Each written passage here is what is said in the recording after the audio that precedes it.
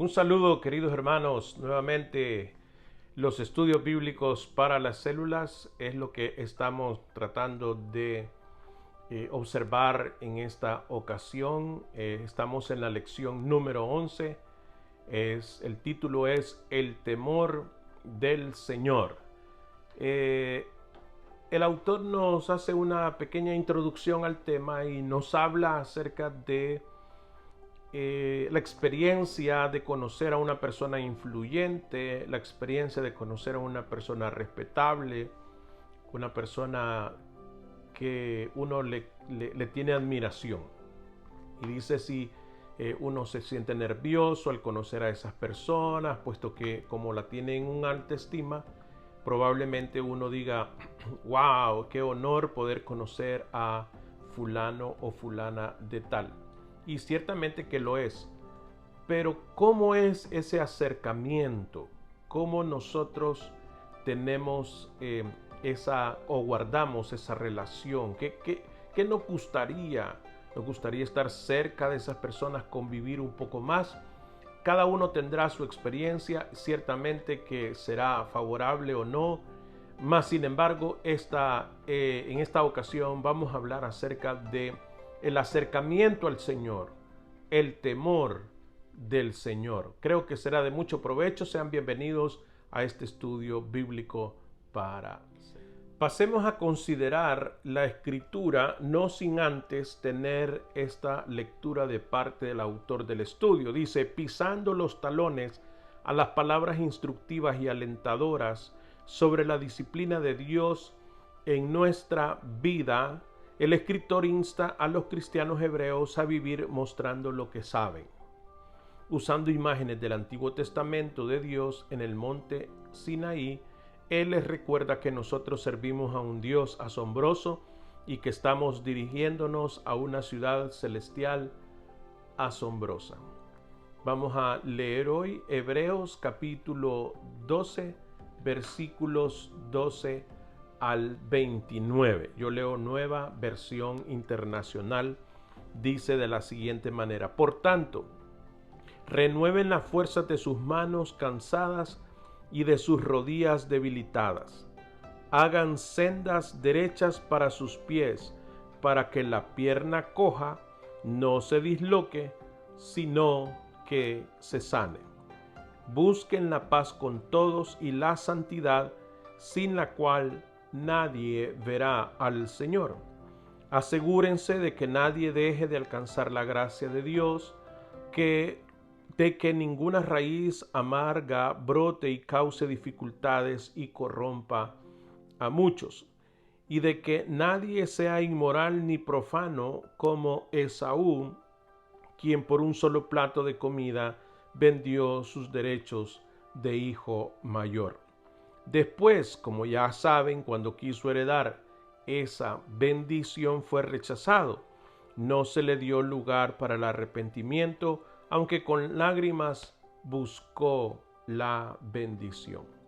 Ustedes no se han acercado a una montaña que se pueda tocar o que esté ardiendo en fuego, ni a oscuridad, tinieblas y tormenta, ni a sonido de trompeta, ni a tal clamor de palabras que quienes lo oyeron suplicaron que no se les hablara más, porque no podían soportar esta orden. Será apedreado todo el que toque la montaña, aunque sea un animal. Tan terrible era este espectáculo que Moisés dijo: estoy temblando de miedo.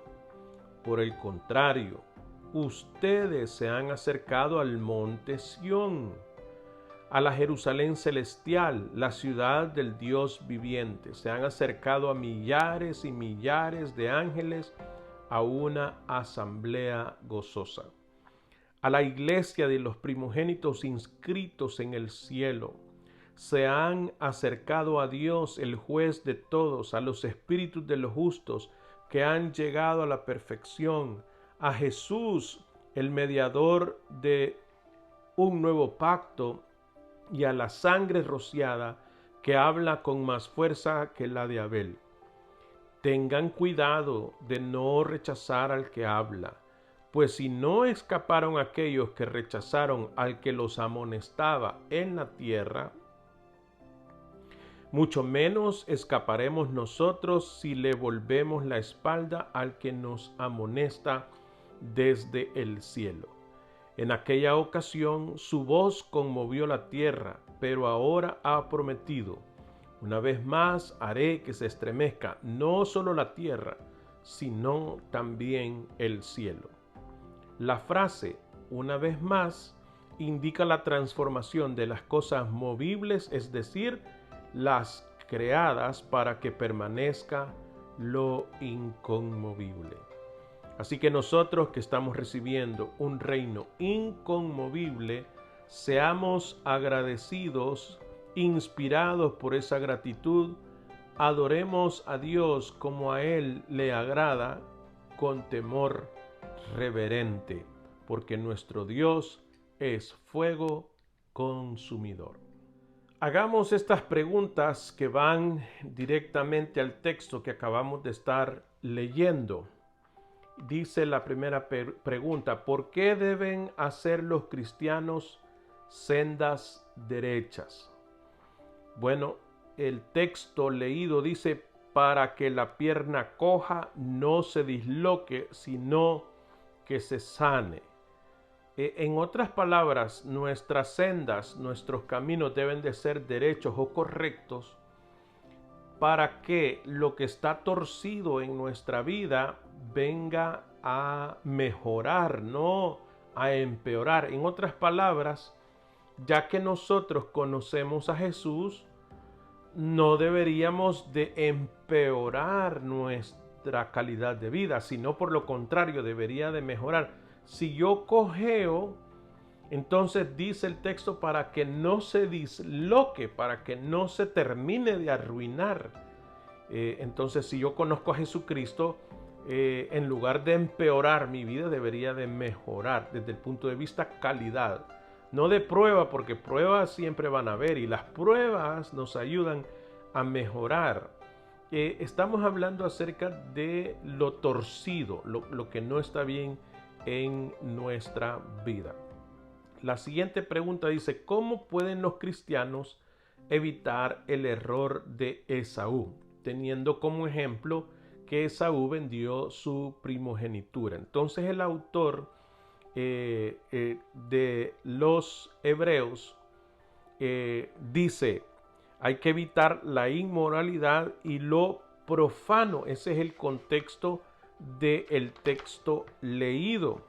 En otras palabras, creo yo que lo que Esaú hizo fue menospreciar la primogenitura.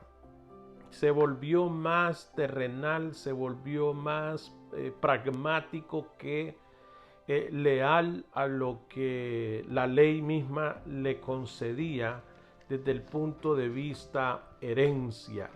Y se quedó entonces con lo inmediato. A veces también nosotros en nuestra vida, al querer suplir una situación inmediata, pues nos olvidamos de las promesas de Dios y nos desesperamos y podríamos caer en inmoralidad o en profanación. Así que debemos de tener temor al acercarnos al Señor, y cuando hablo de temor es a tener respeto.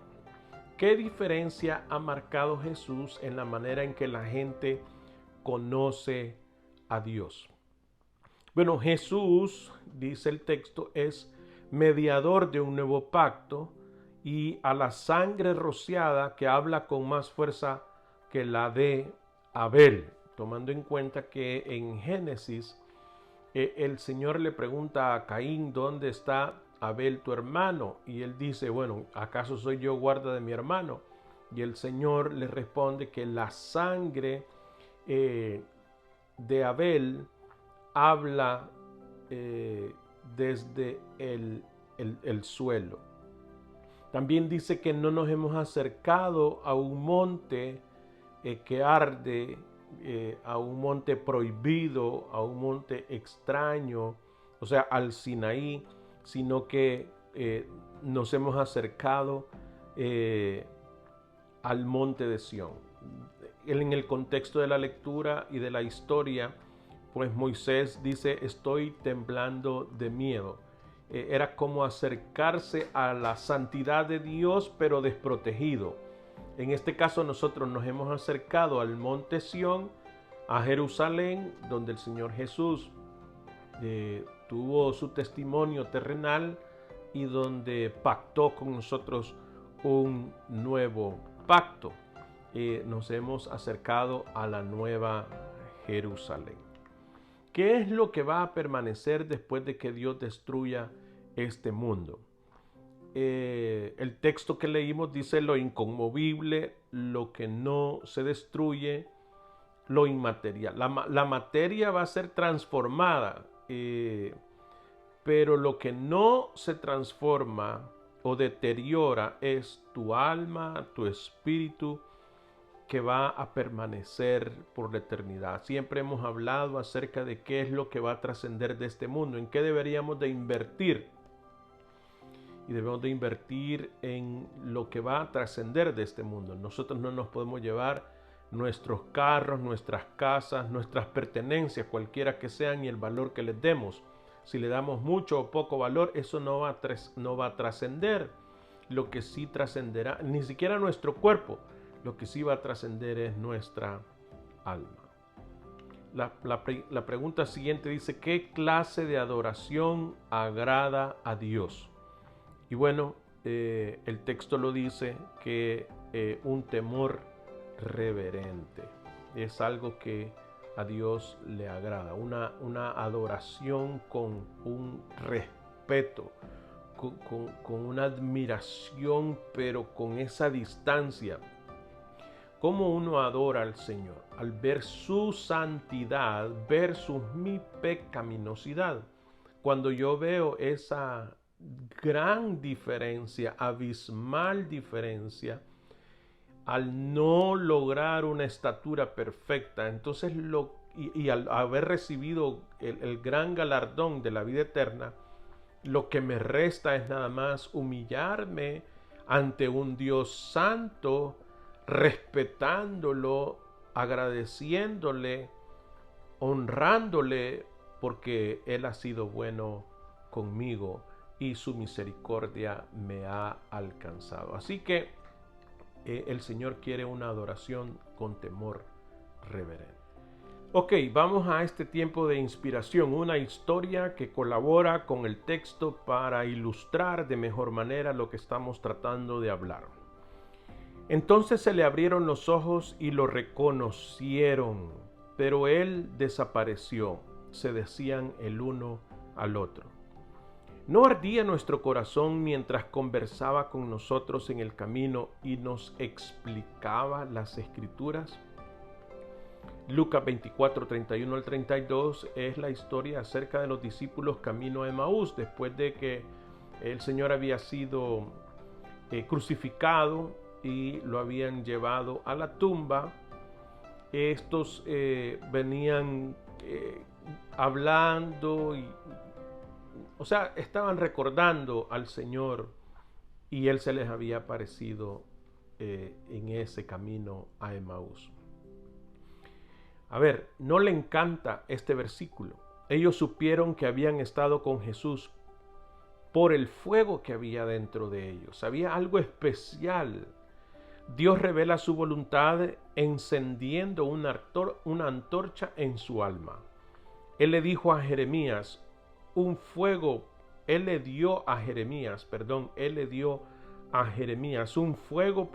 por los corazones endurecidos. Le dio a Nehemías un fuego por la ciudad olvidada. Puso fuego en Abraham por una tierra que nunca había visto. Puso fuego en Isaías con una visión que él no podía resistir. 40 años de infructuosa predicación no extinguió el fuego de Noé. 40 años de caminar errantes por el desierto no apagó la pasión de Moisés. Jericó no pudo aminorar la marcha de Josué y Goliat no disuadió a David. Había un fuego dentro de ellos. ¿Y no hay uno dentro de usted? ¿Quiere saber la voluntad de Dios para su vida? Entonces conteste esta pregunta. ¿Qué es lo que prende fuego a su corazón? ¿Qué le apasiona? ¿Huérfanos olvidados? ¿Naciones que no han sido alcanzadas? ¿Las zonas urbanas deprimidas? ¿Las fronteras? Preste atención al fuego interior. ¿Tiene pasión para cantar? Entonces cante. ¿Lo estimula a administrar? Entonces administre. ¿Tiene dolor por los enfermos? Entonces atiéndalos. ¿Sufre por los perdidos? Entonces enséñeles. Cuando era joven sentía el llamado a predicar, dice el autor. Como no estaba seguro de estar en lo cierto en cuanto a la voluntad de Dios para mí, busqué el consejo de un pastor que admiraba. Su consejo todavía suena convincente. No prediques, dijo él, a menos que lo tengas que hacer. Mientras reflexionaba en sus palabras, hallé mi respuesta. Tengo que hacerlo, de lo contrario me consumirá el fuego.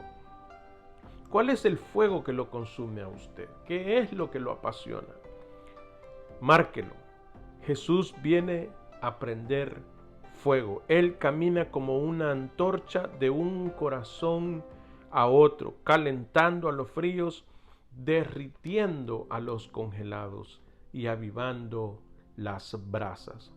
Él es el mismo, Él es al mismo tiempo el fuego abrasador de Galileo y una vela de bienvenida.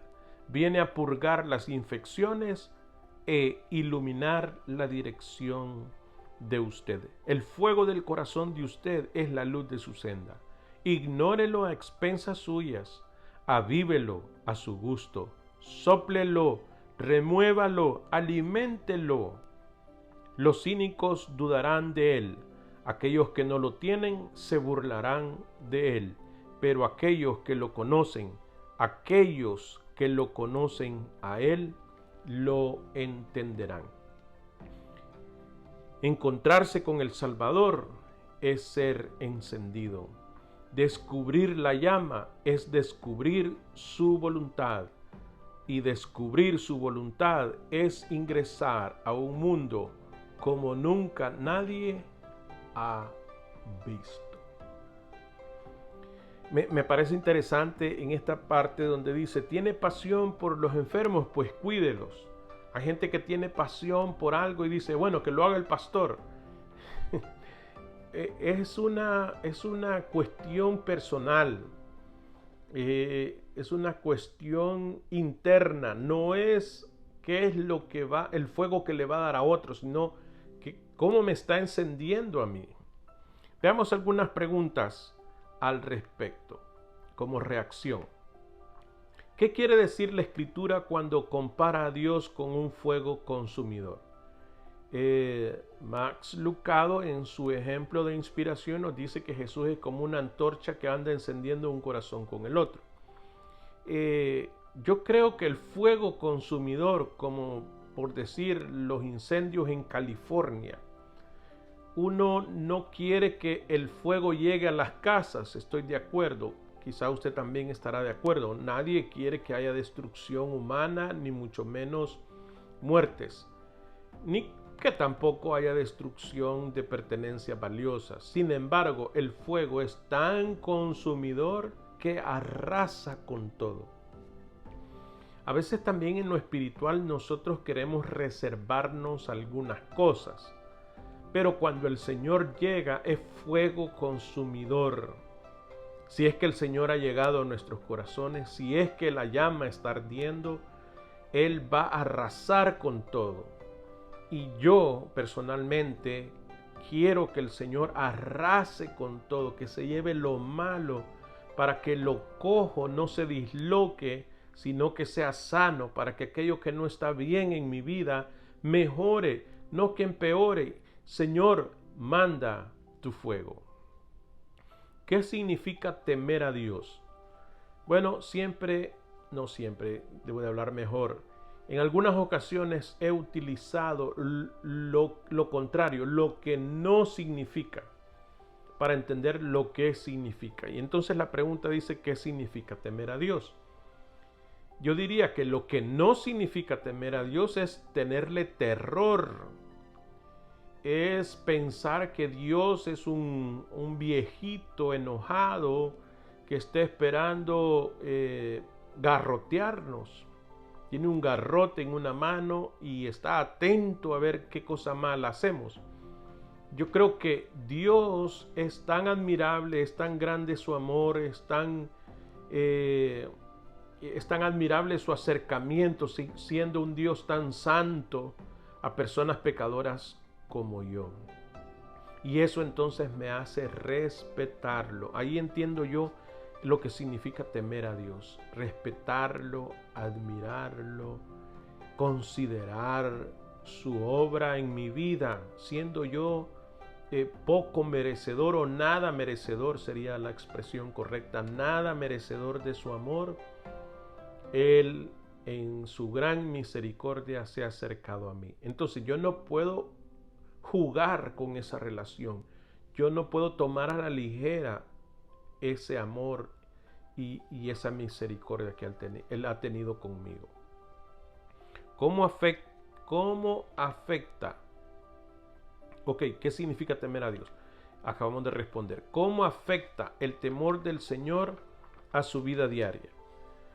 Ciertamente, hermanos, que el temor del Señor, o sea, el respeto y la consideración que yo debo de tener con el Señor, me hace tener una mejor calidad de vida en relación con Él.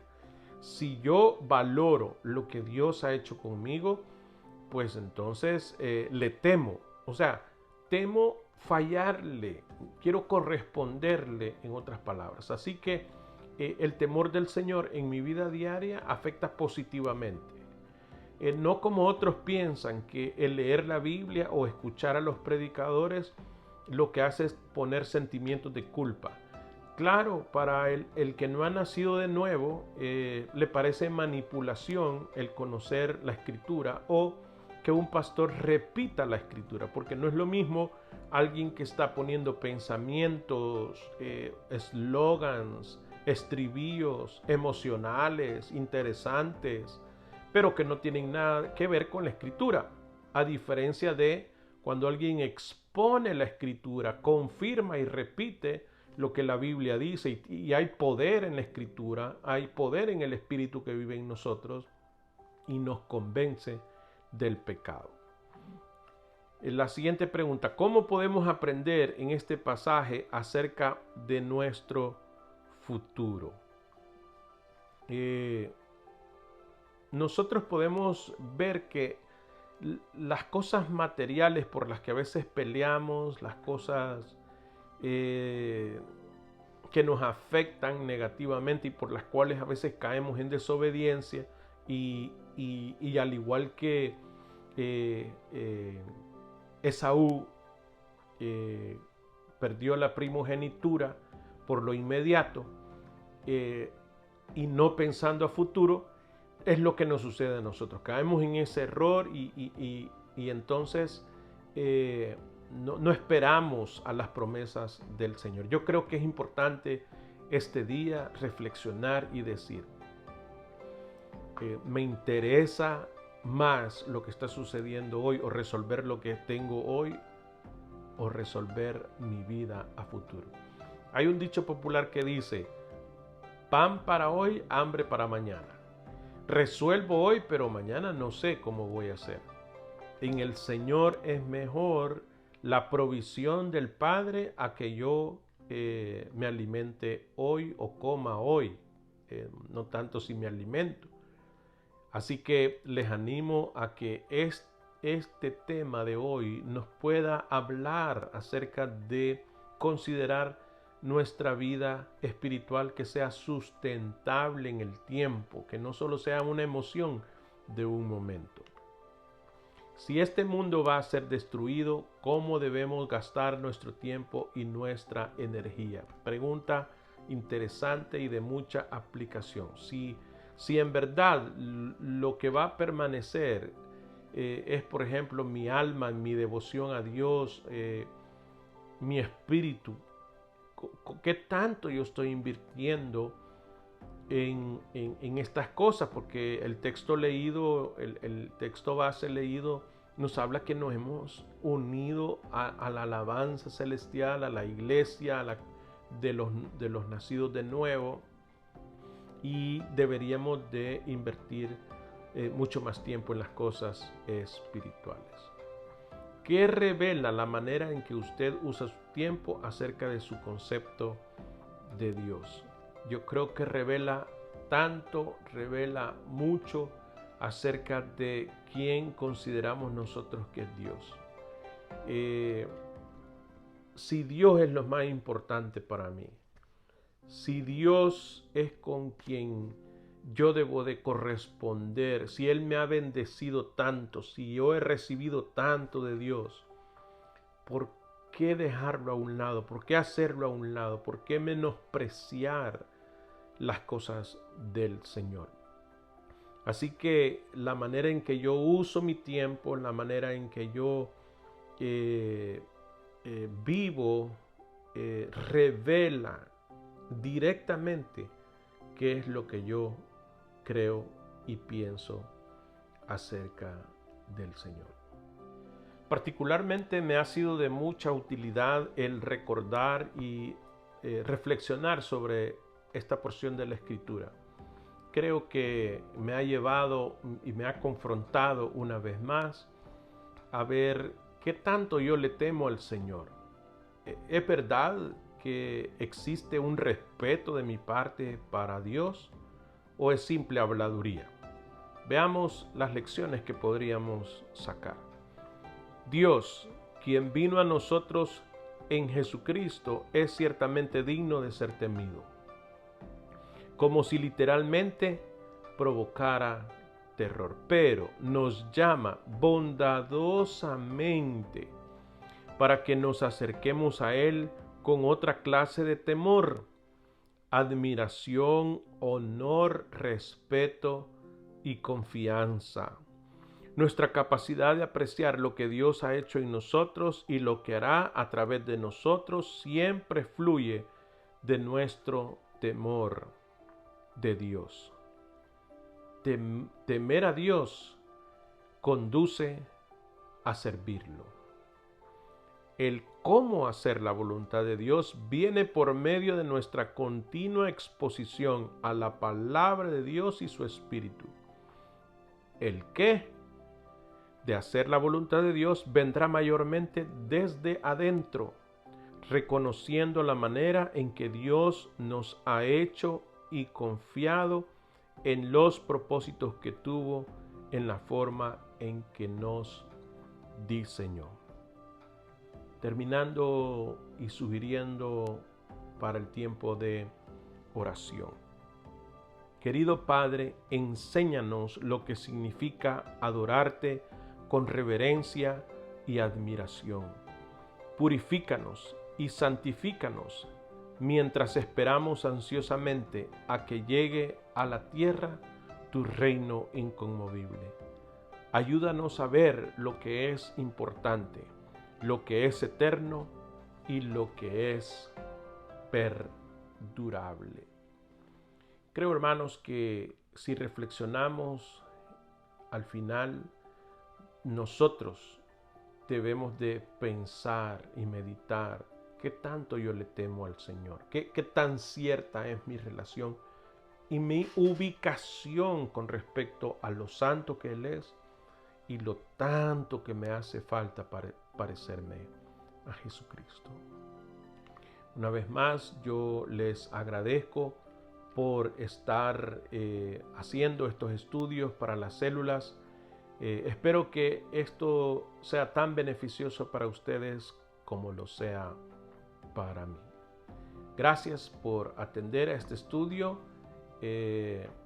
Espero poder conectarnos una vez más la próxima semana o la fecha en que ustedes vuelvan a reunirse. Que Dios les bendiga.